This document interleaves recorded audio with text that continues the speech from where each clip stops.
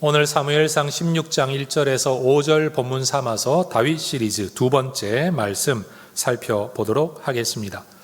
오늘도 저는 설교를 시작하면서 사울 왕의 이야기를 제법 많이 언급하려고 합니다. 목사님, 다윗을 설교하는데 왜 사울을 자꾸 이야기하려고 하십니까? 최소한 제가 성경을 보는 관점에서는 사울의 삶을 이해하려면 다윗을 들여다봐야 되고, 다윗의 삶을 이해하려면 사울 왕의 이야기를 들여다보아야만 비로소 좀 더 많은 퍼즐이 맞춰져서 성경을 이해할 수 있는 안목이 넓어질 수 있겠다라는 제 개인의 관점 때문에 그러합니다. 여러분, 하나님께서 자신을 이스라엘의 지도자로 세우실 것이다 라는 말씀을 사무엘을 통해 사울에게 처음 듣게 하셨을 때, 사울은 이 왕이라 지도자, 머리라는 이 지위와 역할이 자신에게는 너무 과분하다라는 생각을 했어요. 우리 집안은 베냐민 지파라 작은 지파이고 우리 아버지의 집안도 별것 아닌 집안인데 나한테 어떻게 그런 말씀을 하십니까? 라고 말하는 이 사울의 모습을 보면 사울은 굉장히 겸손했구나 라고 우리가 생각을 할 수 있지만, 최소한 성경에 사울에 대한 기록, 내용, 인생을 읽어보면 이것은 단순한 겸손이라고 보기는 힘들 것 같아요. 말씀 이후에 사울의 모든 삶을 보면 그는 자기의 지위를 잃지 않으려는 굉장한 집착의 모습을 보이고 조급함의 모습을 보이고, 사람들로부터 인정받는 자리, 그것을 잃어버릴까 봐 노심초사하는 모습을 볼 때 사울은 어떤 면에서 인정의 욕구가 강했던 사람, 그런데도 그것을 뒷받침해 주지 못하는 자신의 배경에 대해서 약간의 자괴감을 가지고 있었을 수도 있겠다라고 저는 이해를 합니다. 사울은 왕이 되고 난 이후에도 하나님의 은혜로 세워진 그 왕의 자리에서 자기 마음과 생각과 행동과 삶의 중심에 하나님을 모시고 살기를 싫어했습니다. 그렇게 살아가다가 보니 하나님과의 관계는 점점 멀어질 수밖에 없었던 것이고, 여러분, 하나님께서 사울에게 끊임없는 경고의 말씀을 사무엘을 통해 계속 하게 하셨을 때 그 말씀을 전해야 할 사무엘은 또 얼마나 마음이 불편했겠습니까? 여러분, 사무엘상 13장 14절에 보면 지금은 왕의 나라가 길지 못할 겁니다 라고 말하는 이 말을 할 때 사무엘이 기쁘고 즐거운 마음으로 이 말을 했을 거라고는 아무도 상상할 수가 없습니다. 그가 하나님의 말씀을 지키지 않으며 살아간다는 이 사실 자체가 하나님 마음을 불편하게 했고, 사무엘의 마음도 불편하게 했고, 또 하나님이 그런 뜻을 가지고 계시다는 뜻을 전할 때에도 사무엘은 굉장히 힘들었어요. 목사인 저는 이해합니다. 여러분, 성도들에게 좋은 이야기, 듣기 좋은 이야기, 행복해하는 이야기가 아니라 마음 불편해할 만한 이야기를 할 수밖에 없는 성경 본문과 말씀을 만났을 때 여러분, 신나서 설교하는 사람 거의 없습니다. 여러분, 불편한 마음으로 설교해요. 듣는 여러분도 불편하시겠지만 전하는 사람 역시 불편할 수밖에 없어요. 전하는 사람도 행복하고 듣는 사람도 행복할 수 있으면 얼마나 좋겠습니까? 많은, 그러려면 사울의 삶이 하나님 보시기에 기뻤어야죠. 좋았어야죠. 여러분, 이어지는 성경의 이야기를 읽어보더라도 어느 날 하나님이 사무엘에게 찾아오셔서 내가 사울을 왕 세운 것을 후회한다 라고 말씀하실 때는 사무엘의 마음이 완전히 허물어져서 온 밤을 지새워 하나님 앞에 거의 통곡하며 기도할 수밖에 없었습니다. 그런데 여러분, 그냥 하나님이 사무엘에게만 그 말씀하신 게 끝이 아니라 또 시간이 더 흐르고 나자 하나님께서 사무엘에게 말씀하시기를 하나님이 당신을 버렸습니다. 사울에게 이런 말씀을 전하도록 하나님이 말씀하셨을 때 여러분, 사무엘은 정말 힘들었어요. 그러니 사무엘의 관점에서는요, 사울과 함께 살아가는 인생의 고비고비가 다 괴로움이고 고통이었던 거죠.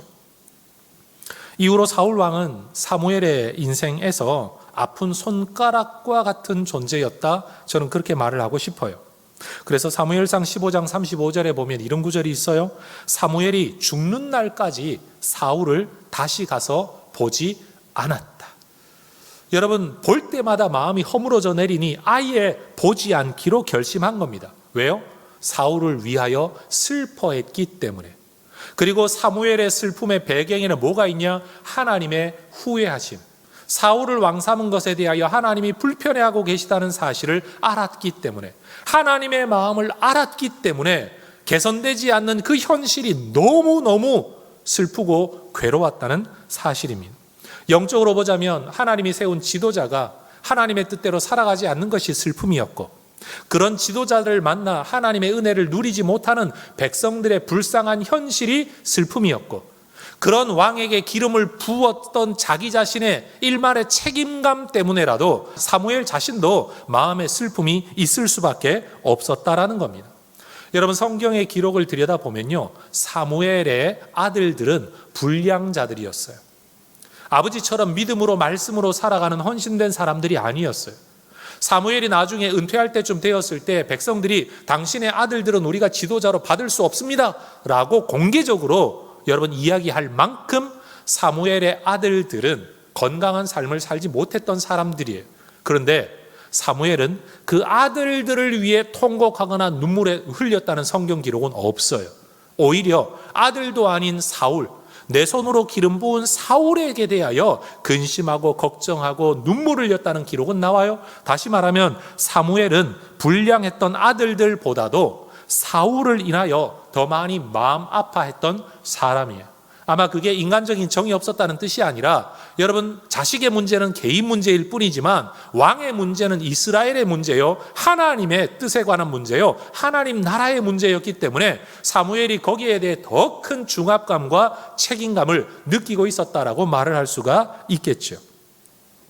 하나님을 버렸던 사울, 그러므로 말미암아 하나님께 버림받았던 사울의 이야기를 통해서 여러분, 우리가 꼭 짚고 넘어가야 할 사실이 두 가지가 있는 것 같습니다. 첫 번째는요, 하나님께서 사울을 버리신 것은 하나님의 일방적인 행위가 아니었다라는 것입니다.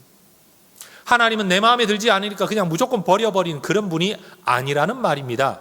에스겔 선지자를 통해 하나님 이렇게 말씀하셨습니다. 에스겔서 18장 30절에서 32절에 주 여호와의 말씀이니라. 이스라엘 족속아, 내가 너희 각 사람이 행한 대로 심판할지라.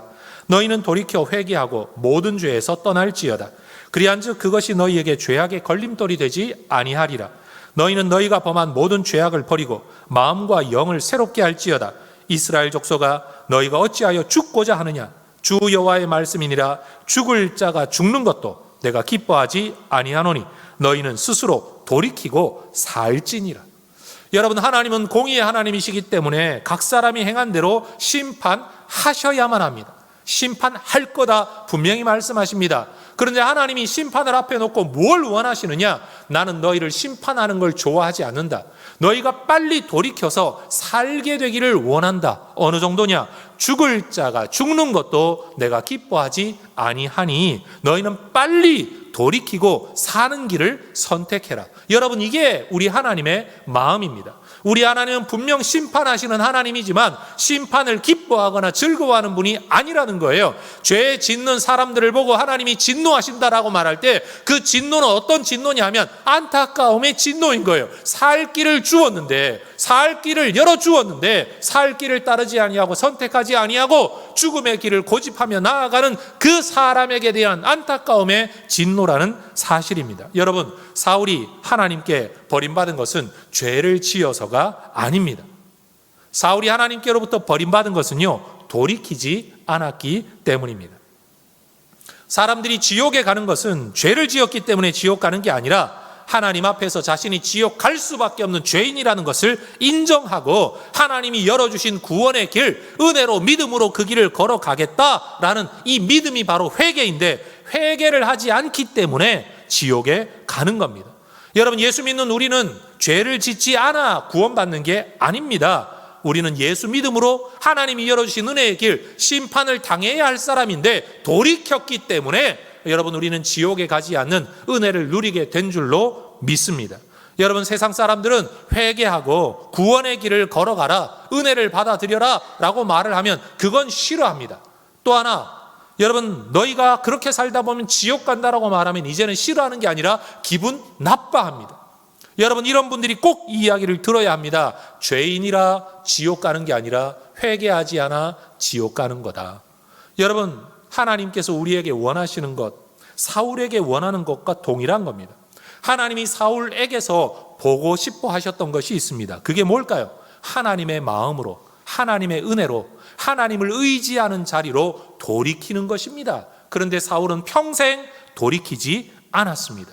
옆에서 사무엘이 끊임없이 말씀으로 권면했지만 그 말씀을 무시했고 거절했고 거역했고 자의적으로 고의적으로 반복적으로 여러분 이 말씀을 받아들이지 않았습니다. 이런 사울의 모습이 하나님의 마음에 맞지 않았던 겁니다. 얼마나 안타까운 일입니까? 성경이 다윗을 일컬어 하나님 마음에 맞는 사람이다라고 평가할 때의 그 기준은 사울이 하나님 마음에 맞지 않는 사람이다라고 말할 때의 기준과 다른 것이 아닙니다. 다시 말해 하나님은 사울과 다윗에게 다른 잣대를 들이대지 않으셨다라는 거예요. 여러분, 하나님께서 사울을 보시기에 마음에 맞다라고 말할 때 그 기준이나 사울이 하나님 마음에 맞지 않았다라고 말할 때의 기준이나 사실은 동일한 것이고, 지금도 하나님은 그 기준을 가지고 우리를 평가하고 우리에게 말씀하고 계시다는 겁니다. 하나님이 인간에게 기대하는 바가 사울에게 다르고 다윗에게 다르고 우리에게 다른 게 아니라는 거죠. 성도 여러분, 지금 우리 삶에서 하나님이 원하시는 게 뭘까요? 하나님이 보고 싶어 하시는 것이 뭘까요? 여러분, 신앙의 핵심은 뭔가를 행하는 데 있는 게 아닙니다. 하나님께로 돌이키는 데 있습니다. 하나님을 사랑하는 데 있습니다. 하나님을 의존하는 데 있습니다. 하나님을 예배하고 섬기는 데 신앙의 본질이 있는 겁니다. 하나님은 우리에게서 그 모습을 보고 싶어 하시는 겁니다. 성도 여러분, 하나님이 사울을 버리셨다 그래서 나도 버리겠구나 라고 걱정하실 필요가 전혀 없습니다. 왜요? 여러분은 지금 하나님의 말씀을 듣고 있고 받고 있고 그 말씀을 따르려고 하고 있고 여러분 스스로가 하나님의 은혜를 의지하려고 하는 한 하나님은 절대로 우리를 버리지 않으신다는 사실입니다. 또 하나의 사실이 있습니다. 질문이죠. 사울은 도대체 그러면 왜 그 하나님의 은혜를 버렸을까? 그는 왜 하나님께로 돌이키지 않았을까? 사울에 대한 성경의 기록을 아무리 읽어보아도 여기에 명료한 답을 얻기가 쉽지 않습니다. 제가 성경을 보는 관점에서는 다윗의 이야기를 읽어가다가 사울과 다윗의 이야기를 통전적으로 함께 읽어가다가 보면 저는 여기에서 사울이 왜 그런 삶을 살았을까에 대한 하나의 해석의 여지를 얻을 수 있을 것 같습니다. 그것은 바로 두려움과 제사라는 관점입니다. 여러분, 다윗의 등장 배경이 되는 사울의 이야기 또는 사울이 버림당하고 다윗이 세움을 받게 되는 이 배경의 이야기를 읽어가다가 보면, 그리고 이 배경의 연결고리가 되는 사무엘의 이야기를 오늘 본문에서 읽어가다가 보면, 그리고 오늘 본문에 등장하는 베들레헴의 장로들의 이야기를 읽어가다가 보면 정말 절묘하게도 두려움의 내적 정서와 예배와 제사라는 행위가 아주 기묘하게 연결되어져 있다라는 사실을 우리는 배우게 됩니다. 한번 따라해 볼까요? 두려움과 제사. 여러분, 이어지는 세 가지 부류의 두려움과 제사에 대한 해석은 저의 질문, 사울은 왜 하나님을 버렸을까? 왜 버림을 당하게 될까에 대한 질문에 대한 해답입니다. 자, 첫 번째, 두려움과 제사의 모습은 사울에게서 먼저 찾아볼 수 있죠. 사울은 자신이 이스라엘의 지도자로 세워지는 것을 두려워했던 인물입니다. 사무엘이 사울을 기름 붓겠다고 백성들 앞에서 그를 찾을 때 그는 행구, 여러분 보찜 사이에 숨어 있었던 사람입니다. 그 자리가 불편했고 그것이 여러분 자기 마음을 두렵게 만들었던 거예요. 사람 앞에 세워지는 것도 두려웠고 여러분 자기가 생각지도 않았던 상황이 전개되는 것이 그에게는 두려웠습니다. 그런데 왕의 지위와 권세를 얻고 난 이후에는 이제는 왕의 지위를 잃게 될 것이 두려웠습니다. 전쟁을 앞에 두고는 함께 전투해야 될 백성들이 흩어지는 것이 두려웠고, 전쟁에서 이기고 나서는 하나님이 모든 걸 멸절해라, 재물에 대한 탐을 내지 마라 라고 말씀할 때에 전쟁에서 승리한 자로서 얻을 수 있는 전리품 획득의 기회가 박탈된 것에 대하여 이 아까운 소와 양과 모든 좋은 것들을 포기하라는 하나님의 말씀이 너무 아쉽고 염려되어서 여러분 그 잃어버리는 재물에 대하여 두려워했던 사람입니다. 심지어 사무엘을 통해 하나님이 너를 버리셨다라는 말씀을 들었을 때에도 하나님 앞에 엎드려 은혜를 구하는 자가 되지 아니하고 오히려 백성들 앞에서 자기의 체면이 떨어질 것을 두려워했던 사람이 바로 사울입니다. 그러니 여러분, 사울은 은혜로 세워진 왕의 자리에서 살아가는 동안에 사울을 지배했던 내면의 정서가 두려움이었다라고 저는 생각하게 되는 겁니다.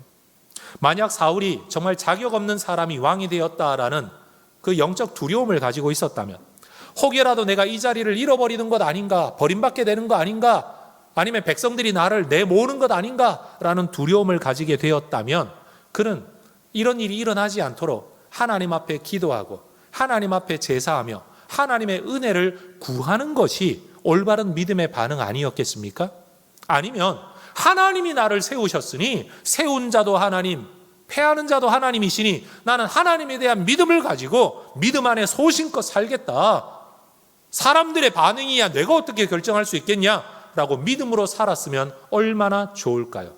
믿음으로 담대하게 살든지 아니면 은혜를 구하며 제사하며 살든지 말이에요. 사울이 아무것도 아닌 사람에서 왕으로 세워진 것처럼 다윗도 목동에서부터 왕으로 세워졌습니다. 사울도 반대하는 무리가 있었던 것처럼 다윗도 반대하는 무리가 있었어요. 사울도 전쟁을 치러야만 했었고 다윗도 많은 전쟁을 치러야 했습니다. 그러면 여러분, 사울이 가지고 있었던 내면의 두려움, 통치자로서의 고뇌와 모든 괴로움을 다윗도 가지고 있었을 것 아닙니까?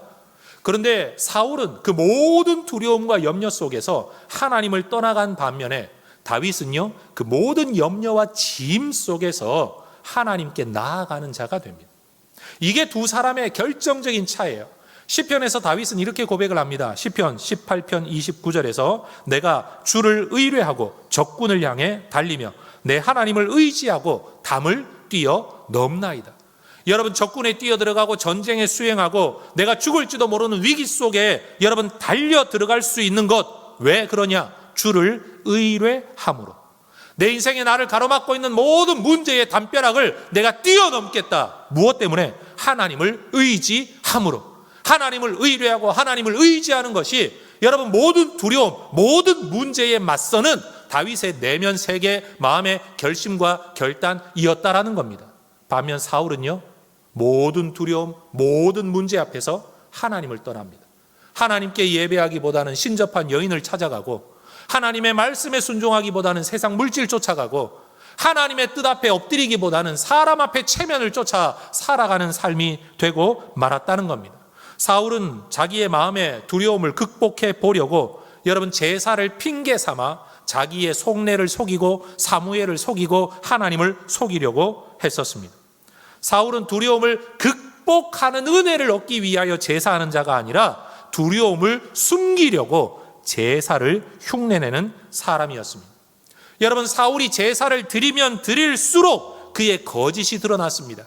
그의 속마음에 하나님이 없다는 것이 드러났습니다. 그의 인생 가치가 하나님의 말씀을 따라 살아가는 게 아니라는 것을, 하나님을 자신의 기쁨으로 여기지 않는다는 것이 제사를 드리면 드릴수록 그의 밑바닥이 드러나게 되었습니다. 하나님은 일상 속에서도 사울의 모든 일거수일투족과 속마음을 보고 계셨지만 제사를 통해 더 분명하게 보셨습니다. 그래서 하나님은 사울의 제사 자리에서 사울을 버리시겠다고 결심하셨고 사울을 버리시겠다고 말씀하십니다. 여러분, 이게 얼마나 안타까운 일입니까? 예배하는 자리, 제사하는 자리는 하나님께 이쁨을 받고 사랑을 받고 인정을 받고 내 믿음이 고백되어지고 하나님의 은혜를 누리는 자리가 되어야 되는데 사울은 오히려 제사 자리가 버림받게 되는 자리, 믿음 없음이 드러나는 자리가 되고 말았다는 사실입니다. 그런 사울에게 지금 사무엘이 여러분 저 베들레헴 촌동네에 이새의 아들 누군가를 찾기 위해, 그건 하나님이 뜻하신 거니까 사람들은 몰랐죠. 그냥 베들레헴에 제사 드리러 간다라는 말이 사울에게는 전혀 중요하지 않은 이야기였어요. 이 일을 통해 하나님이 얼마나 놀라운 일을 이루실 계획을 갖고 있는데 제사를 소홀하게 여기는 사울에게는 사무엘의 제사 그리고 이어지는 다윗의 제사가 그에게는 전혀 중요하지 않은 일이에요. 자기 죽을 길인 줄도 모르고 별것 아닌 걸로 여겼던 사울의 모습을 우리는 그의 내면의 두려움과 여러분 행위로서의 제사 속에서 그의 불신앙을 발견하게 된다라는 겁니다. 이어지는 두려움과 제사는 사무엘에게서 발견되죠. 여러분 15장 마지막 절에서 사무엘이 너무 슬퍼해서 다시는 사울을 가서 보지 않았다라는 기록이 나오는데 도대체 얼마 동안이나 슬퍼했는지 알 수는 없지만 그리고 바로 그 다음 구절이 오늘 보면 16장 1절인데 15장 마지막 절에서 16장 1절 사이에 얼마의 시간의 간격이 있는지는 모르지만 하나님이 사무엘을 찾아오셔서 말씀하시죠. 1절을 보십시오. 여호와께서 사무엘에게 이르시되 내가 이미 사울을 버려 이스라엘 왕이 되지 못하게 하였거늘 네가 그를 위하여 언제까지 슬퍼하겠느냐? 너는 뿔에 기름을 채워 가지고 가라. 내가 너를 베들레헴 사람 이새에게로 보내리니 이는 내가 그의 아들 중에서 한 왕을 보았느니라. 하나님은 사무엘이 슬퍼하고 있는 것을 뭐라고 하신 게 아니에요. 하나님의 뜻이 이미 정해졌다라는 말씀과 계시 앞에서도 여전히 사무엘이 지나가 버린 하나님의 결심이 일어난 일에 대하여 자꾸만 뒤를 돌아보고 계속 슬퍼하고 있는 것에 대하여 하나님은 마음에 기뻐하지 않으셨던 겁니다. 여러분 여기서 우리가 꼭 기억해야 될 게 있습니다. 하나님의 결심이 무엇인지 모를 때에는요, 하나님 앞에 통곡하며 눈물로 기도해야 합니다. 그러나 하나님의 뜻이 결심이 서고 그것이 말씀과 계시로 선포된 다음에는 여러분 내가 이래야 된다 저래야 된다라고 기도했던 것 다 접어놓고 주어진 말씀에 순종하는 것이 믿음의 사람의 올바른 반응인 줄로 믿습니다. 다윗을 한번 생각해 보세요. 그는 바세바와의 범죄 속에서 아이가 태어났습니다. 하나님이 이 아이를 치셔서 이 아이가 병들어 죽게 되었습니다. 아직 하나님의 결심이 뭔지를 모르는 겁니다. 그때 다윗은요 금식하며 여러분 머리에 기름도 바르지 않고 씻지도 않고 엎드려 진흙바닥에서 기도했습니다. 얼마나 기도했는지 알지는 못합니다. 그런데 신하들을 통해 아들이 죽었다는 이야기를 전해 듣습니다. 사람들의 보편적 정서라면 그나마 살아있을 가능성이 있을 때의 슬픔보다 죽었을 때의 슬픔이 더 커야 되죠. 그 슬픔 때문에 금식하고 그 슬픔 때문에 통곡하는 게 마땅한 인간의 정서적 반응이죠. 그런데 다윗은 하나님의 뜻이 결심이 되어졌고 하나님이 실행하셨다라는 이 앞에 하나님의 주권 앞에서 그는 즉시로 일어나 씻고 기름을 바르고 음식을 차려 먹습니다. 일상으로 돌아왔다라는 겁니다. 하나님의 뜻이 무엇인지 알지 못할 때에는 하나님 앞에 간절히 통곡하며 기도했다가 하나님의 뜻이 실행이 되고 나면 지나간 것에 대한 슬픔이나 연민이나 여러분 불만족을 가지고 내세우는 게 아니라 하나님의 주권 앞에 굴복하고 순복하는 모습을 보인 것이 바로 이 다윗의 믿음이었다라는 겁니다. 그러니 하나님이 지금 사무엘에게도 뭘 말씀하고 계시냐? 사울 자체를 버렸다. 야 안타까워도 하지 마라. 인간의 정도 없냐? 이런 말씀을 하시는 게 아니라 하나님의 뜻이 이미 정해졌으면 너는 그 하나님의 뜻을 순종하는 일에 마음을 써야지. 이미 마음에 하나님의 결심이 내려진 과거의 일을 가지고 네가 그렇게 처박혀 있으면 어떡하냐? 이게 지금 하나님의 말씀인 거예요. 그래서 하나님은 사무엘에게 내가 이미 사울 버렸다. 이미 결정 났다. 그를 왕되지 못하게 했다. 이제 네가 해야 될 일은 슬퍼하는 게 아니다. 내가 보내는 곳 베들레헴으로 가서 이새의 한 아들에게 기름을 부어라. 이게 하나님의 말씀이에요. 그런데 이 말씀이 주어졌을 때 사무엘은 두려워했습니다. 2절을 한번 보십시오. 사무엘이 이르되 내가 어찌 갈 수 있으리이까? 사울이 들으면 나를 죽일 겁니다. 여러분 아직은 사울이 이스라엘의 공식적인 왕인 상황에서 만약 사무엘이 여러분 새로운 사람을 왕으로 세우겠다고 어디에 갔다 기름을 부었다라는 이야기가 들려지면 여러분 사울이 가만히 있을 리가 없지 않습니까? 사무엘은 지금 이것을 걱정하고 있는 겁니다. 이건 왕에 대한 반역인 거죠. 그런데 하나님은 이 모든 상황을 이미 다 알고 계십니다. 그래서 두려워하고 있는 사무엘에게 이렇게 말씀하시죠. 2절 하반절 여호와께서 이르시되 너는 암송아지를 끌고 가서 말하기를 내가 여호와께 제사를 드리러 왔다라고 말하고 제사해라. 그리고 그 제사 자리에서 내가 너에게 행할 바를 알려주겠다. 여러분, 제사를 드리러 왔다는 말은 절대 거짓말이 아닙니다. 실제로 사무엘은 베들레헴에 가서 제사를 드릴 겁니다. 다만 하나님은 제사 그 이상의 일을 이루실 것입니다. 무엇을 통해? 이 제사를 통해서. 이 제사의 과정에서 하나님은 사무엘이 전혀 생각하지도 못했던 하나님의 계획을 보여주실 겁니다. 그리고 이 자리에서 누군가에게 기름 붓는 이 일이 사무엘 평생에 그동안 해왔던 어떤 일보다도 가장 의미 있고 인생과 이스라엘 역사의 전환점이 되는 기념비적인 사역이 될 것이라는 것을 하나님은 알고 계셨지만 사무엘 자신은 알지 못했습니다. 여러분, 사무엘은 다윗이라는 존재를 전혀 알지 못했습니다. 그리고 다윗을 통해 하나님이 어떤 일을 이루실지도 알지 못했습니다. 그러나 사무엘은 순종합니다. 성도 여러분, 기억하십시다. 우리는 모든 일을 다 알고 순종할 수 없습니다. 그저 우리는 주어진 말씀과 명령에만 순종할 뿐입니다. 계획은 하나님 안에 있는 것이지 계획이 우리 안에 있는 건 아닙니다. 여러분, 우리에게 어떤 행위를 하라고 말씀이 우리에게 요구할 때, 오늘 주일 설교의 말씀을 통해 하나님이 우리에게 말씀을 들려주시면 여러분, 이것을 해석하려고 하지 말고 이 말씀을 가지고 일단은 순종하다가 보면 하나님이 이 말씀을 우리에게 주신 계획을 순차적으로 앞으로 이루어 가실 줄로 믿습니다. 여러분, 우리는 자꾸만 하나님 앞에 원대한 계획, 마스터 플랜, 앞뒤의 해석을 다 요구합니다. 알면 순종할게요, 말씀하시면 순종할게요 라고 말하고 있지만 알고 보면 순종하지 않으려는 태도가 반영되고 있는 불신앙의 기도일 가능성도 높다는 것을 우리는 스스로 안에서 발견해야 될 것입니다. 우리는 지금 우리가 하고 있는 어떤 일 또는 우리가 만나고 있는 상황, 우리가 만나고 있는 이 만남이 훗날 얼마나 중요한 하나님 나라의 역사가 되는지 알지 못합니다. 우리는 그저 눈앞의 상황만 바라볼 뿐이고, 여러분, 눈앞에 있는 이 일을 알 뿐이고, 그 상황 속에서 염려와 걱정과 불안과 두려움을 품고 살아갈 뿐입니다. 비록 믿음 안에 산다고 하지만 우리는 여전히 걱정이 많습니다. 왜요? 우리 눈으로 볼 때는 안 되는 것처럼 보이니까요.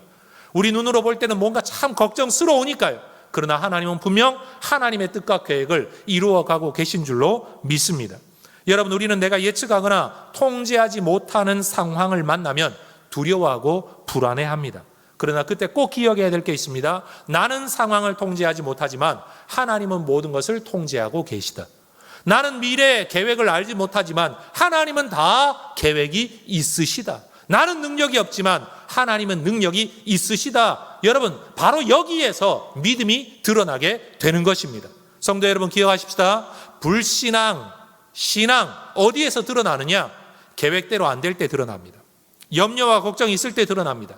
두려움의 상황에서 드러난다는 겁니다. 내 뜻대로 되지 않는 불통의 상황에서 믿음인지 아닌지가 드러나게 된다는 겁니다. 이 상황에서 여러분, 사무엘은 순종합니다. 하나님의 계획을 알기 때문이 아닙니다. 하나님이 하라고 하니까, 내가 이런 일을 할 거니 너는 이거 해라, 그 주어진 말씀에 사무엘은 순종할 뿐입니다. 두려웠지만, 자기 목숨이 오고 가는 두려움이 있었지만 그런 말씀에 순종합니다. 제사 드리러 가는 순종. 세 번째 등장하는 두려움과 제사의 요소는 베들레헴의 장로들에게서 발견됩니다. 지도자들이라는 뜻입니다. 이전에 한 번도 사무엘의 방문을 받아본 적이 없는 것으로 보이는 이 베들레헴의 지도자들은 갑작스러운 사무엘 선지자의 방문으로 인해 매우 두려워합니다. 성경이 뭐라고 설명합니까? 4절을 보십시오. 사무엘이 여호와의 말씀대로 행하여 베들레헴의 이름에 성읍 장로들이 떨며 그를 영접하여 이르되 평강을 위하여 오시나이까. 따라하십시다. 떨며, 떨었다, 두려워했다라는 거죠. 좋게 해석하자면 존경과 경외의 대상이었던 하나님이 세우시고 쓰시는 사람 사무엘의 방문은 그 자체로 영적인 경외감을 느끼게 했다라고 말할 수도 있습니다. 그러나 그것만 있는 건 아니었습니다. 여러분, 성경 전체를 보면 선지자의 방문이라는 것은 좋은 일에 대한 칭찬의 경우보다 잘못한 일에 대하여 지적하고 돌이키라고 말할 때, 이게 선지자의 주된 사역이다가 보니 선지자가 우리 동네에 온다라는 말을 들었고 그 사람을 보았을 때에, 아이고, 우리 베들레헴 공동체가 하나님 앞에 뭐 잘못한 것이 있나 라고 걱정하는 건 어찌 보면 너무나도 당연한 일이 될는지도 모릅니다. 그뿐만이 아닙니다.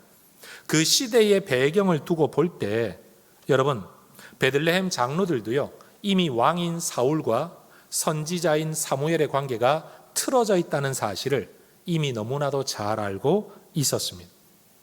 그래서 종교 지도자였던 사무엘의 방문이 단순히 종교적인 문제로만 해석과 설명되어질 수 없는 정치적으로 매우 민감한 상황이라는 것을 그들은 직감적으로 알았었던 겁니다. 거기에 더해 사무엘이 어떤 사람입니까? 사울을 왕으로 세웠던 사람입니다. 사무엘은 왕을 세우기도 하고 패하기도 하는 권위를 가진 사람입니다.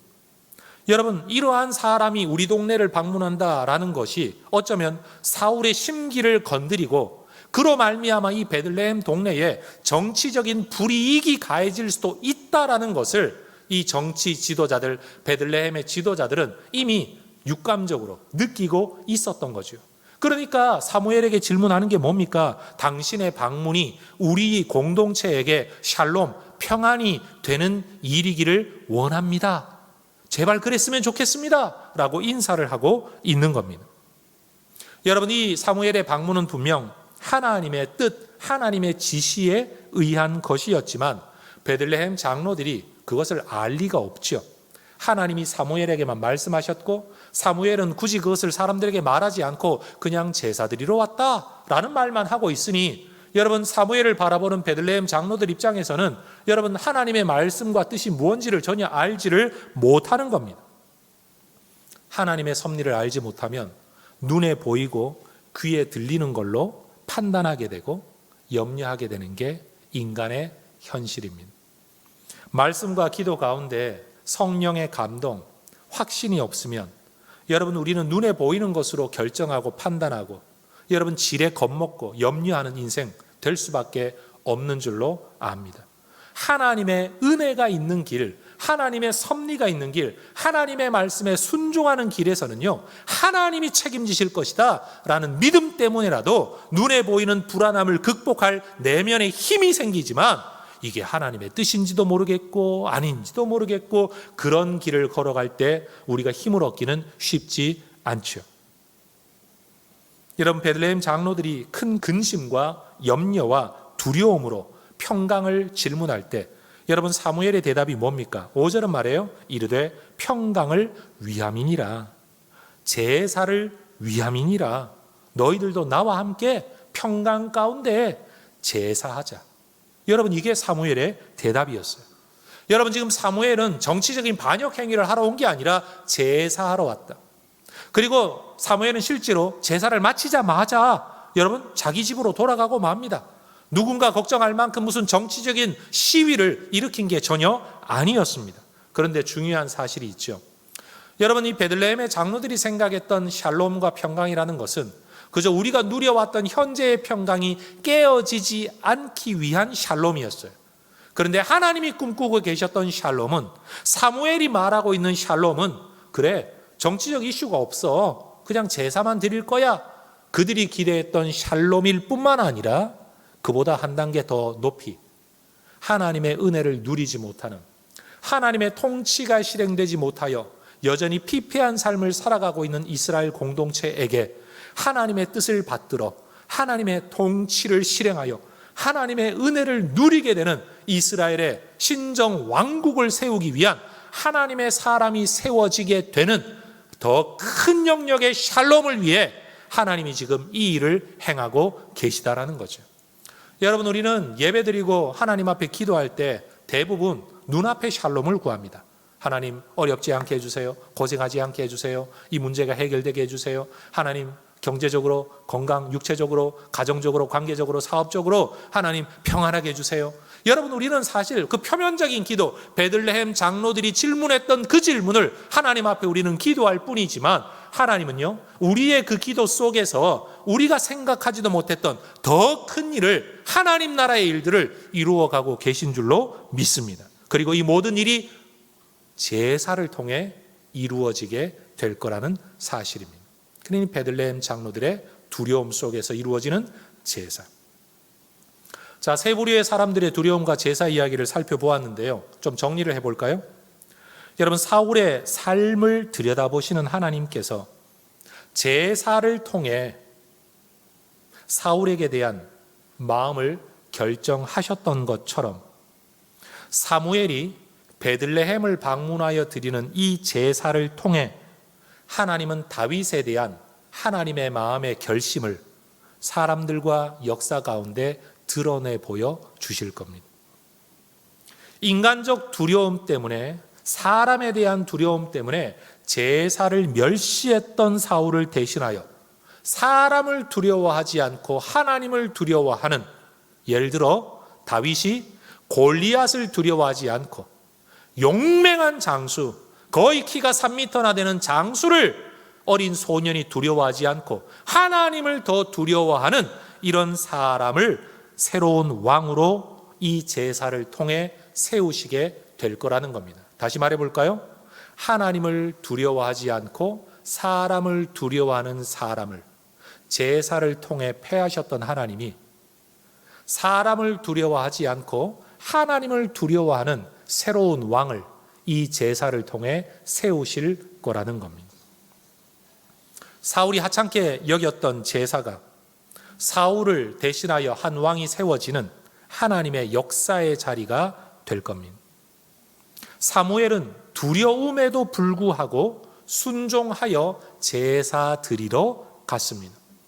그리고 이 제사의 자리에서 그는 생각지도 못했던 하나님의 예비하심을 보게 될 것입니다. 마치 아브라함이 자식을 잃어버릴 것에 대한 두려움에도 불구하고 말씀에 순종하여 모리아산에 제사 드리러 갔다가 여호와 이레의 순양을 보았던 것처럼 사무엘도 내 목숨 잃을 것에 대한 두려움에도 불구하고 순종하여 제사 드리러 간 그 자리에서 여호와 이레 예비하신 왕 다윗을 보게 될 것입니다.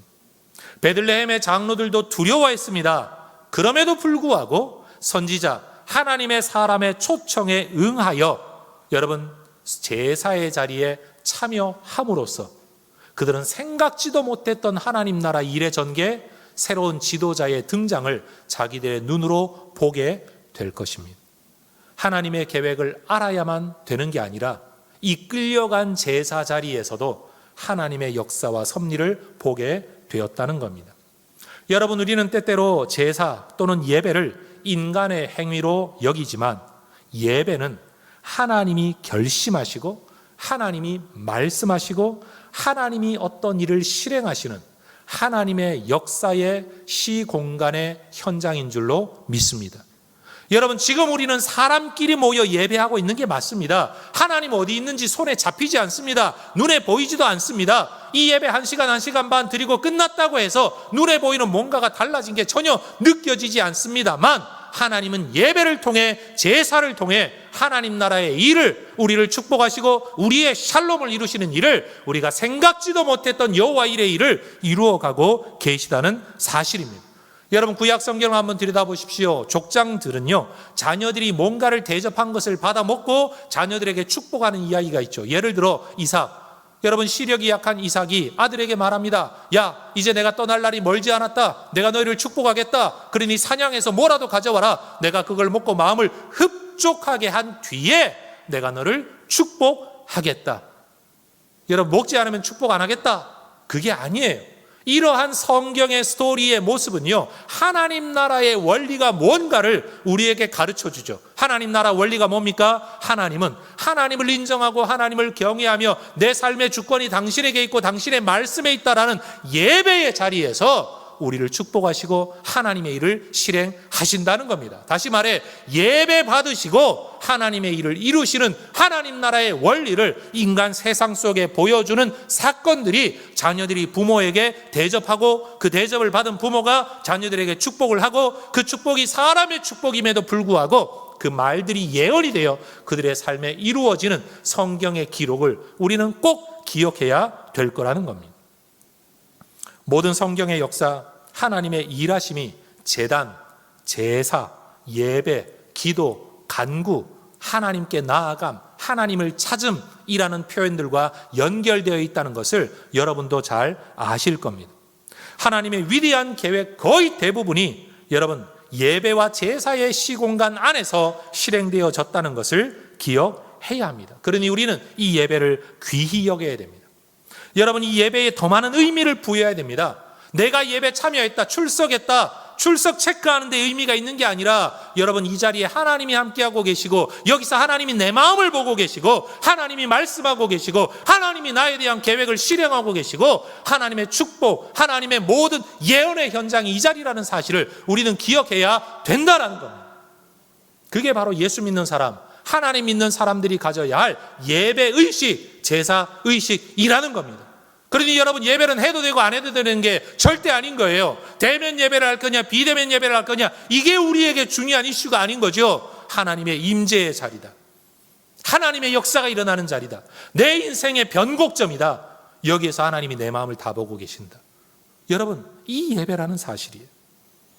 죄인인 우리는 원래 우리 마음에 하나님 두기를 싫어하는 존재이죠.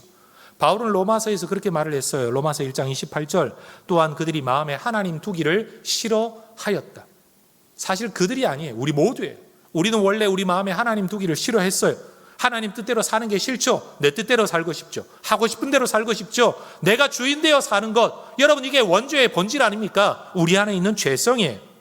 두려움의 상황에서도 여러분, 그 마음에 하나님 두기를 싫어했던 사울의 모습이 그 전형적인 모델이에요.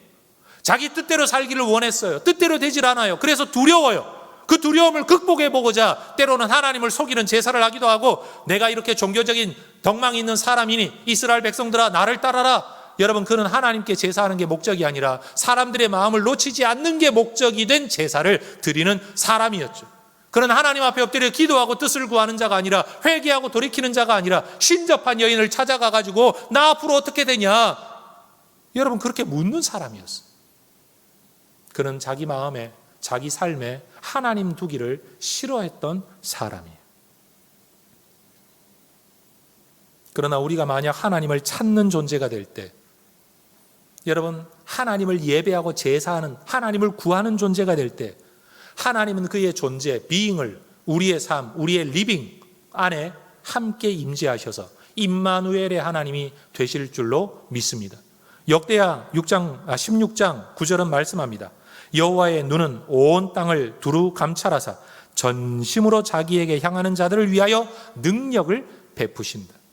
하나님은 하나님이 가지고 계신 능력을, 하나님이 가지고 계신 계획을 누군가에게 드러내시는데, 누구에게 드러내시느냐? 전심으로 자기에게 향하는 자, 이런 사람이 있는가를 알아보시려고 하나님의 눈은 온 땅을 두루 감찰하신다. 지금도 찾고 계신다, 서칭하고 계신다라는 거예요. 지금 이 예배 시간에 하나님이 찾고 계세요.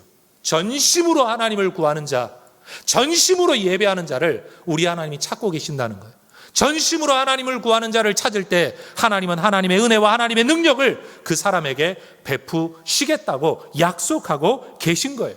예수님도 말씀하지 않았습니까? 그래서 하나님은 지금도 전심으로 하나님을 찾는 자, 예배하는 자를 찾고 계시다고 예수님은 요한복음 4장 23절에서 말씀하시는 거예요.